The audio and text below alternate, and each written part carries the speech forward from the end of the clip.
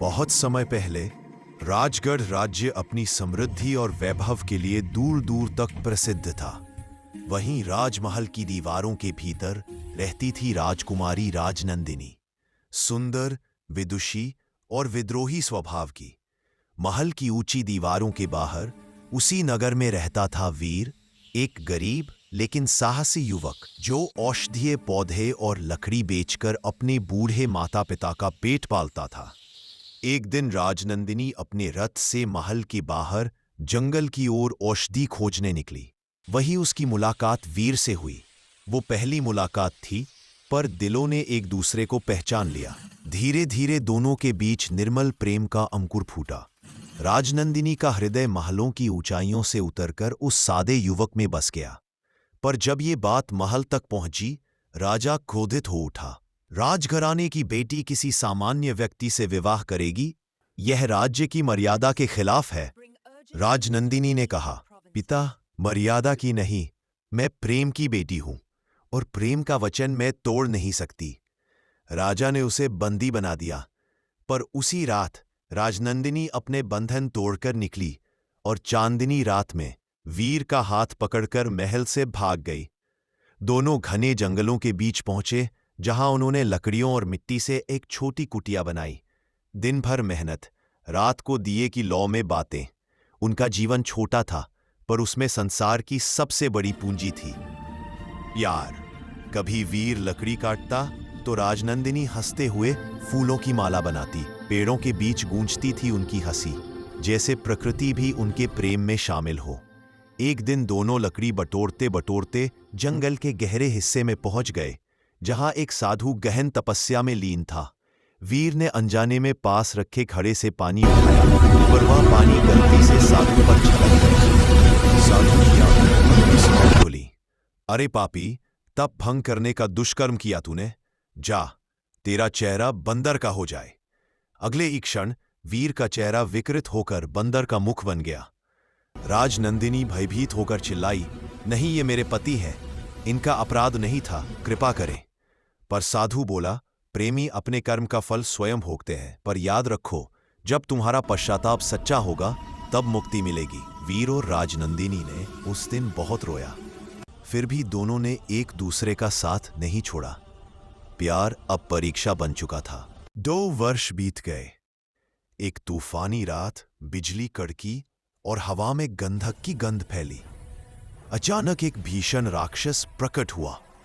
उसकी आंखें अंगारों जैसी थीं, शरीर अग्नि से जलता हुआ। उसने राजनंदिनी को देखा और दहाड़ा, ऐसी सुंदरी मैंने पहले कभी नहीं देखी, अब ये मेरी होगी। वह राजनंदिनी को उठा ले गया और वीर असहाय होकर पीछे भागा, गर्जता हुआ, परंतु उसके मुख से निकलती आवाज भी अब बंदर की थी। वीर ने राक्षस के ठिकाने का पता लगाया। उसे छोड़ दे! दोनों में भयंकर युद्ध हुआ। राक्षस बलशाली था, पर वीर के भीतर प्रेम की शक्ति थी।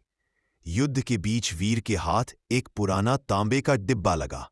उसने जैसे ही उसे खोला, धुएं का गुबार उठा और उसमें से निकला एक जिन। जिन बोला, जो हुक्म मेरे आका। वीर ने कहा, मुझे इस राक्षस को मारने का उपाय बताओ।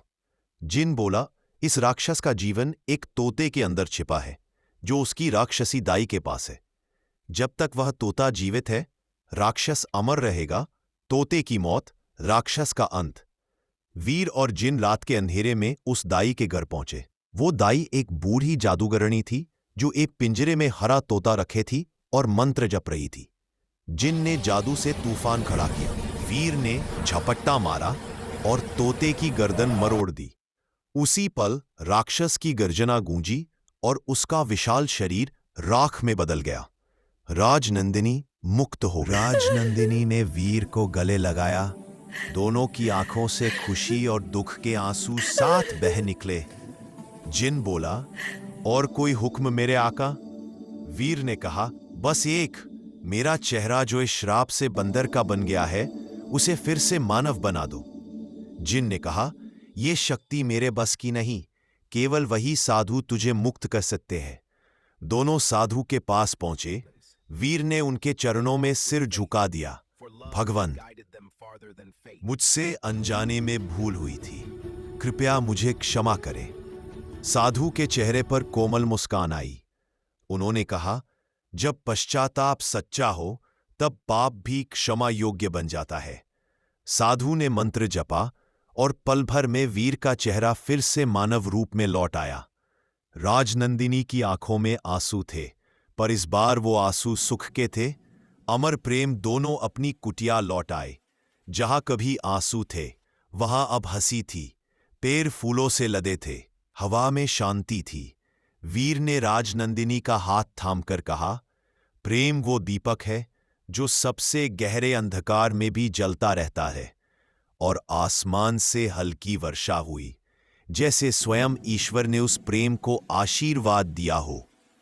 अंत संदेश, सच्चा रश